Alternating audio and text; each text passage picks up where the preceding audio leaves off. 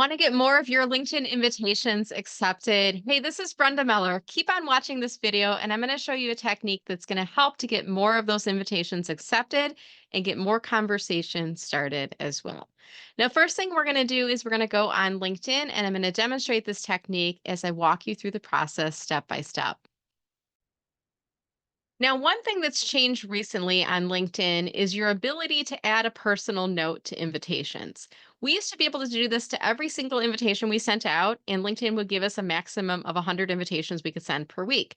In 2024, they changed this process. So now, if you're a premium member, you can continue to add a note to every single invitation. But if you have the free basic version, you're only limited to doing this 5 times per month. My advice to you is to make sure that you're using this add a note credit very strategically if you're using the free basic version. For the purposes of the video, I'm going to assume that you have either premium career or premium business or maybe sales navigator, and you have the ability to personalize every invitation. The first thing we're going to do is we're going to go on the person's profile and make sure if you're from the desktop version, you're clicking on connect. If you're on the mobile version, you want to click on the more button to get the option to personalize the invite. Since I'm on the desktop, what I'm going to do is I'm going to give this profile a once over before I send the invitation.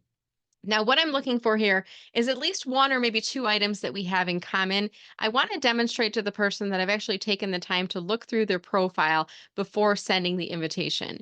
You might find in here that you share common employers, common organizations, maybe you share educational institutions, etc. But find at least one or two items that you have in common.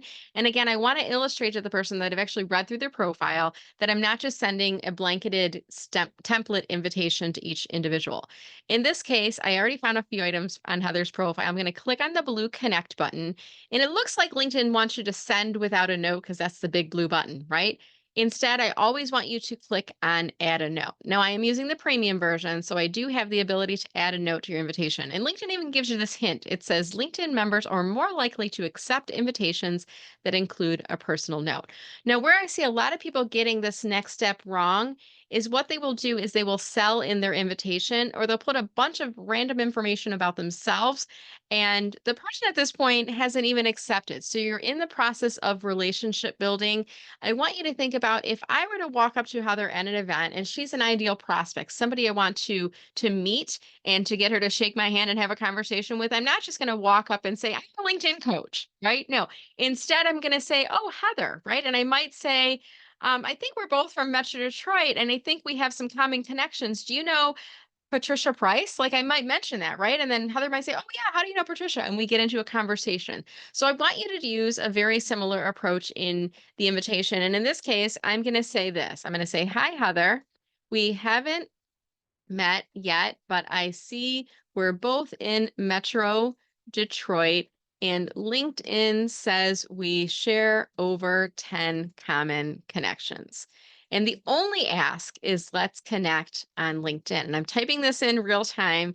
I want you to see it doesn't take a lot of effort. If you're a fast typer, might be a little bit quicker, but it doesn't take a lot of effort to do this. And all I'm trying to do is illustrate to Heather that I've actually looked at her profile and I'm making this invitation all about her, not about me at this point, right? The only ask is let's connect on LinkedIn. Now, if you are doing this with multiple people who have some similarities, you could certainly copy this before sending it, because then what I'm going to do is I'm going to click on send for Heather and I might move on to the next person using a very similar approach. Now, in this case, I see Chris and he's in Metro Detroit. We have many common connections. I might even name drop Jennifer Champion here. She's someone I know from one of my past corporate lives. So in this case, I'm going to click on add a note and I type in hi Chris and then I paste what I've copied already. In this case, I might say LinkedIn says we share several common connections, including, and I might name drop, including Jennifer Champion. Now, I know that Jennifer's a really great person, and if Chris has met Jennifer, he thinks very positively about her, and I've got that association with him in common. I'm going to go ahead and click on send, and then I'm going to stop the screen share to bring myself up a little bit larger view here to explain the process that I've done here. I always recommend that you follow a 3-step process to inviting people to connect. Step one, I've just demonstrated for you, and that is to add a note to personalize it to make sure that the person is clear that we've looked at their profile. It's not templated. It's not really about us at this point. It's things that we have in common. If you do so, you're going to have a higher likelihood that that person is going to accept the invitation, and it might even prompt them to message you back. You might get some thoughts back from them. A lot of times people don't message you back, but then if they do, we move into step two, which is we reply. We thank them for accepting our connection and maybe offer to be a resource for them. And then I'd like to do a soft sales pitch at this point. And I might say something like, "Hi, Chris, thanks for accepting my invitation. Let me know if you ever have any LinkedIn questions or if I can be a resource for you." Right? I can leverage my connections, etc. So I offer something out to them at that point, and that's it. I kind of drop the microphone, so to speak, and I step back and I wait for them to respond. That's step number two.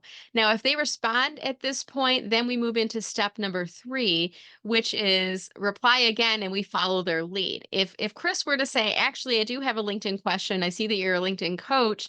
How do you change your photo to get that now hiring symbol on it," for example? So then I've got a conversation going. So I'm going to follow that person's lead. If it might make sense, I might move it off of LinkedIn. I might say, "Can you jump on the phone real quick? Can we jump on a Zoom call?" Or if they do express interest in learning more about my business, I might schedule a Zoom call, and I might say, "Do you have time now?" Or maybe email them with my scheduling tool, right? So follow their lead. Step three only occurs if they reply back to you after steps one and two. So again, common mistake I see people making is they don't put anything in step one at all, and then you're leaving it up to them to decide whether or not to accept your invitation. Or if you're cramming a lot of information and trying to sell yourself to that person in step one, you're missing out on an opportunity because there's a good likelihood they're going to click on ignore if you're making it all about you.